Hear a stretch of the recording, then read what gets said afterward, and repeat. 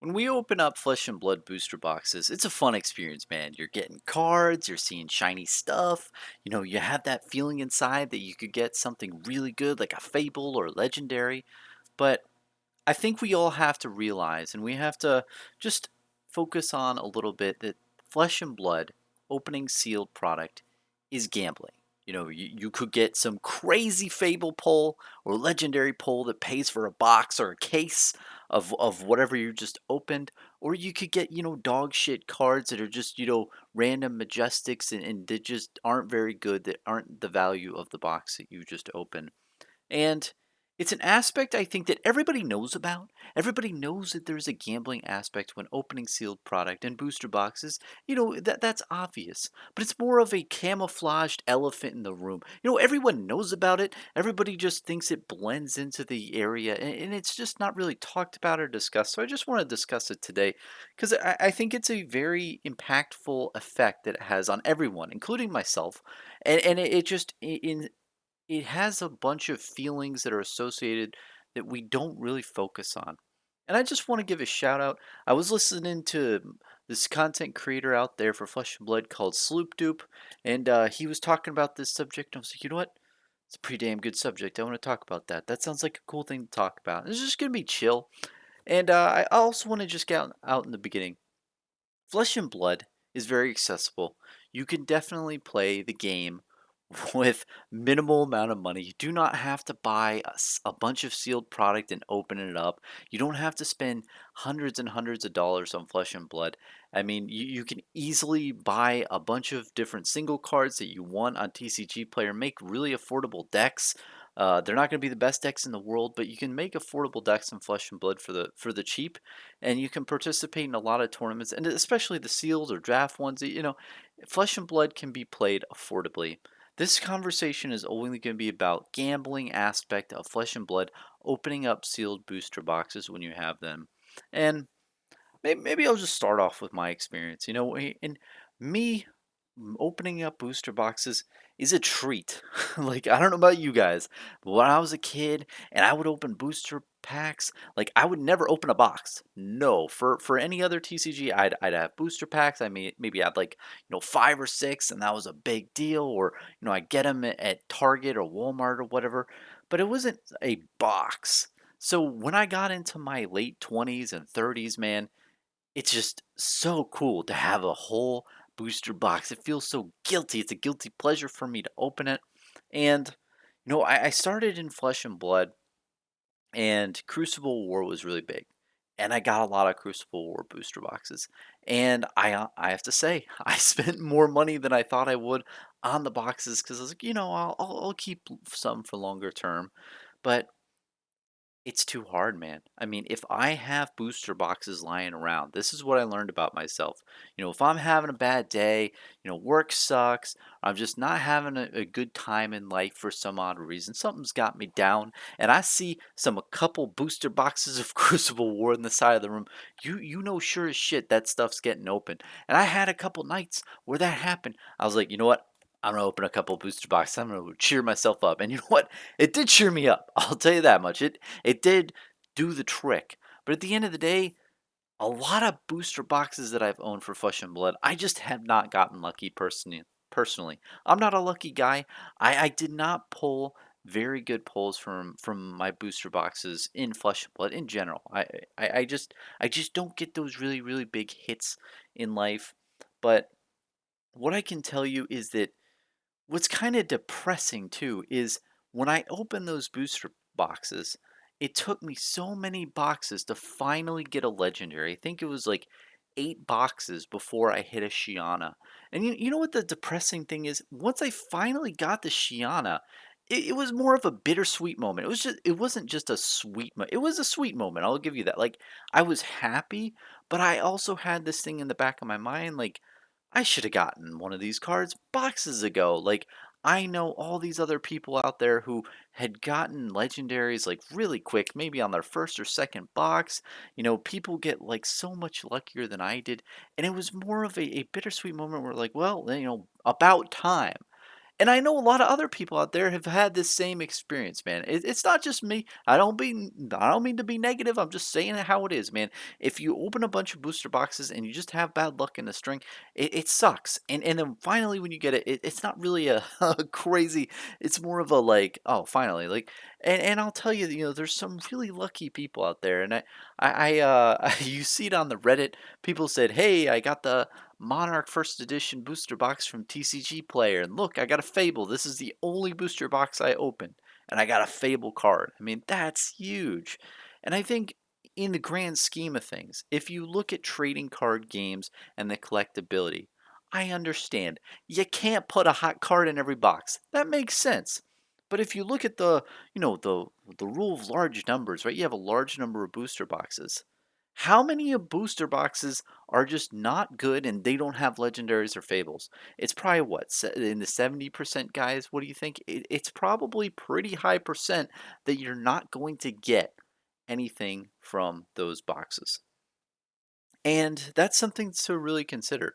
If you think about a booster box in that sense, if you know that you have a 70% chance of having a negative interaction with that box, let's say it's even 65, that's more than half the time that you just don't get the either Rainbow Majestics that are really good or, that are are worth the box, or you don't get the cold foil cards that you want, which are the legendaries or majestics, and you don't get a fable. So if you get just crap cards in 65 to 70% of the boxes, that's not a very high probability of you having a good time opening a box. And what I want to counteract that with is one of the best experiences that I've had with booster boxes and doing trades, and think about it, man, this is a trading card game. There's a T in the word trading. You trade. You don't have to open the box and get the cards and then trade. You can trade the box. You can trade anything you want for different things in Flesh and Blood and any other trading card game, obviously. So, one of the best experiences I've had, honestly, is I did keep some boxes that I had of Crucible War sealed. I put them in my closet. I found a little system, and I was able to trade a box and a couple other things that I don't want to go into. I traded a couple things, including a Crucible War box, for a lore book of Flesh and Blood. And that was huge. And I've talked about that in the past, and that was a great experience. And if you think about it, keeping a booster box sealed gives you almost a 100% chance of you having a good time because you can either trade it for something you want or you could trade it for cash and then get that cash and put it into something else. And when you look at that in that mindset, when you change your perception on booster boxes as they are in the box, right? You have a 65 to 70% chance of opening it and it doesn't do good. Or you have a 100% chance of it being something you can trade for cash along the way, or you could trade for other things you want. You could even trade for lore book. You could trade for, some promo cold foil that you want. You could trade. You could say, "Oh, I want a bunch of alpha cards. I want a rainbow foil alpha card that's majestic," right? You could trade a sealed monarch box for one of those, or do some type of deal with that. You know what I'm saying? And if you keep it long term and it appreciates, then you can use it for trade fodder going forward. And that's the whole thing I really want to discuss here today is it that's my mindset that I've been trying to train myself into. It's that if I open this booster box, there's going to be like a 30% chance I'm going to be happy with this. Or I could keep it sealed and it's almost nearly a 100% chance that I'm going to have a good time later on. And guess what? In the off chance that that booster box does not appreciate long term, you can just open it. You were going to open it anyway, so you could just open it and then have a good time in 2 to 3 years. It doesn't matter when you open it, right? And that's the whole thing. It's like when you open a box, you can't put the cards back in the box. Well, you can, but that's shady shit and you should do that. But when you have a sealed product, you can always break it down at a later date if you do decide to do that and you don't want to sell it. And I personally I personally don't have a gambling addiction. I don't have that type of mindset. I really am anti-gambling.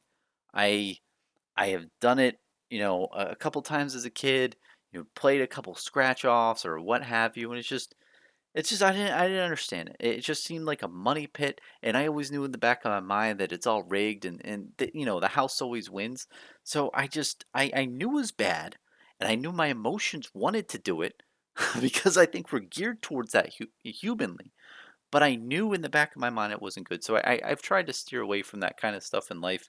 But Flesh and Blood and any other TCG that has this type of system where there's collectability in the cards and there's a box that has a bunch of sealed packs, this is gambling and it's very addictive. And it's very easy to, I think another issue with this is the whole mindset is that this is an investment. And it can be. I'm not saying it can't be. I'm just saying we're changing our mindset of gambling to investing. It's like if you said, "Hey, I'm going to the casino tonight. I'm investing." It's that type of cringy thing where we feel like we're opening these things and whatever we open in the box is going to be money. And that's true. I mean, sometimes you do land on that. I mean, if you're paying $100 a booster box for Monarch, you're probably going to net out good in the long run.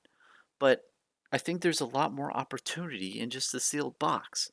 I mean, because when you have that thing, that spread of the bad boxes of good boxes, you can sell all your boxes for the middle box instead of having really, really bad pulls and then one good and then a bunch of bad and then one good. So I just think overall, sealed product is legit.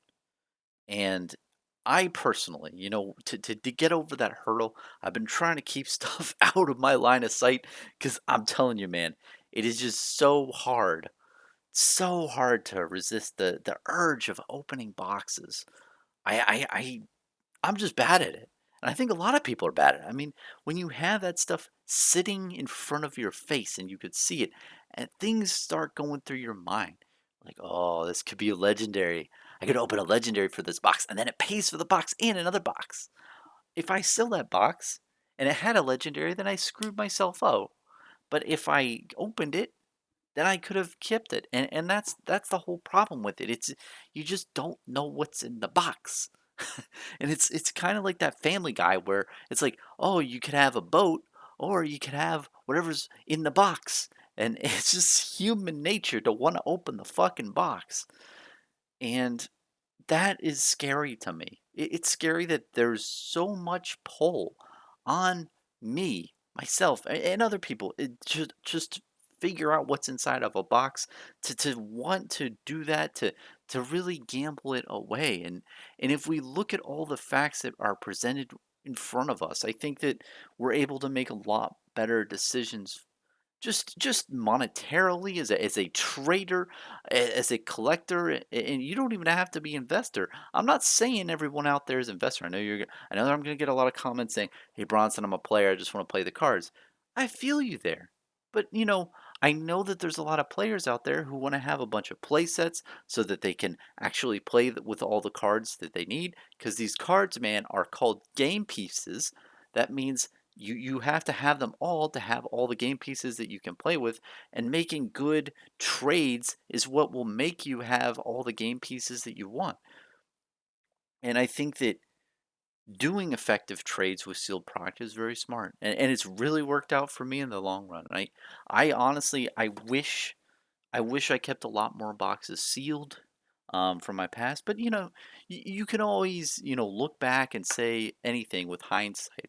It's just me reflecting on this whole topic, and I just think it's a big aspect of this game that people don't really self-reflect and see, okay, how much hold does this have on me? How much of an effect does the gambling aspect have when I'm opening product? And it's so easy to justify in so many different ways of, oh, the box was meant to be opened. I should be opening it. I'm not going to be a flipper or a scammer. And I'm telling you, man, if you keep a box sealed for a couple months, that's not being you a flipper. That's not being a scammer. That's not anything. It's like you purchased a product that you wanted, and you were a person who has that product, and you're just being responsible with it, and you're going to trade it off at a later date. I mean, that's no big deal, right? I don't think that that's a big deal.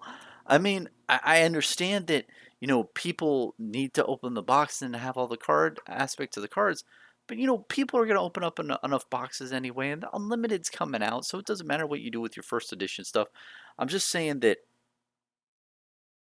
it's a really big issue that I see out there, and I want to get into the really gray area now. Is there are people out there who have a gambling addiction, who aren't as financially there, who just have like leverage on these boxes, who put these payments on credit cards, who just go too deep and they don't play responsibly, and in those cases that's when things get really scary. That's when your livelihood can be affected by trading card games. And it's all about being responsible. And what I do like about Flesh and Blood, and here's a big aspect of what I like, is that on the box it says 16 plus. That means you have to be an adult ass person to buy this booster box. This is meant for adult people. And that is the one saving grace I think for the whole thing, is that even though it's a gambling thing, hey, it's meant for adults. This isn't targeted to 12, 13-year olds. This isn't targeted to kids who don't know the difference, who don't have a fully developed, frontal cortex. This is for adult ass people, and adult people can make their own decisions in life, man. You're an adult, you can figure what the heck you want to do.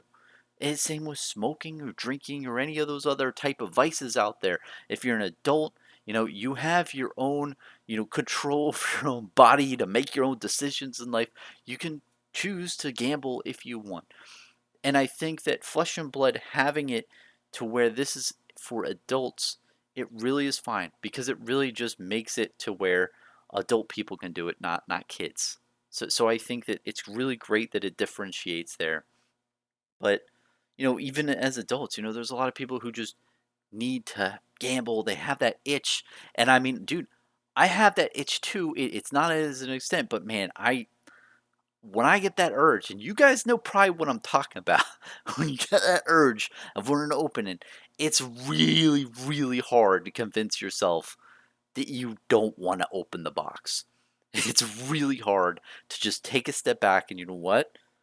I'm good. It's just, oh man. And honestly, man, as a collector, one of the big things I really want is I want to have like first edition booster boxes in a plastic thing, and I think they sell them for $25. But my worry is one night I'm gonna see them behind plastic, and I'm like, oh, I'm gonna open that box. There's probably a fable in there. So I mean, I probably will get those acrylic cases eventually, but I don't know. I'd love to hear other people stories around acrylic cases and if they still get that itch. But man, it's something, and I really think that people need to realize it because it really is a camouflaged elephant in the room where everyone knows about it, everyone feels it, everyone feels the elephant's heat coming off of its its stomach, but we don't really acknowledge that it's there. We're just like, oh yeah, this is a nice room, it's camouflage colored. We don't really, and I think it's kind of like a humanity thing where we don't want to, acknowledge our own faults or acknowledge the impact things have on our feelings and our thought processes and our decisions. But it's something to consider because ultimately, like I said earlier, I'm trying to develop my smooth brain into this brain that tries to say, look, Bronson, you can open the box, but most likely you're not going to get what you want. Or you can save the box and later on you can trade it for the legendaries. You could trade it for the majestics, a bunch of other stuff, or any other type of cold foil promo cards you want. You keep the box sealed and you can do better long term. And I mean, I've heard of stories where people trade their Welcome to Wrath first edition booster box, for a huge collection of stuff and cash. There's so many stories where the one, I think there was this one Facebook post that said like, I'm willing to trade this booster box for a 2016 Tacoma Jeep or some shit. It was hilarious. I think it was real, but like it was too funny, and it's true. That's how silly this shit is. Like sometimes these booster boxes appreciate to the point where they're worth the amount of money of a used car. And when you have that kind of stuff, I think that it's really important to sit back and say, wait a minute, wait a minute. How much is what I'm opening? Like, what's the dollar amount? Because here's the whole thing here. We're not thinking about other TCGs here. This is a TCG where these boxes go from $100 to $500, like that, just instantly. And at release, they go to $350 to $500 range. For Monarch, it's just it's absolutely nuts. And then who the hell knows what's going to happen in the next 6 months if that's the rate of appreciation? I mean, with other TCGs, and I'm not bashing any other TCGs. I'm just noticing trends. I feel like there's this aspect where the booster box comes out for $100, people grab it, and they can easily flip it for 150, 200. It's like easy money, fast. They can just get in, get out, and it's just like a double up or 50% of your money. But with Flesh and Blood, it's a lot more. These boxes are going for a lot higher margins, and when it gets to that rate, it's like, shit, what's going on here? So, again, yeah, really important topic, and I would really love to hear people's stories, and I personally am fortunate enough to where I personally can keep myself from opening stuff if I keep it in the closet, keep it out of my sight, and just focus on other things in life, and just put it out of sight, out of mind. That's my strategy that I've done. It's the Bronson squirrel method, where you act like a squirrel. You hide your nuts and you forget about them over time because you forget that you hid them and you forget where you hid them. So I think that that's really working for me currently, and the whole mindset thing I was telling you earlier. But it's just a very big effect on a lot of people, including myself, that we don't really take into consideration on a daily basis. I really want to have a discussion. And again, Sloop Dupe was the content creator that I listened to when I heard him talk about this, and I was like, oh, damn, it's cool. I'll put a link down below to his channel. He's a really cool guy. But yeah, let me know what you think, and thanks for watching, man. Peace.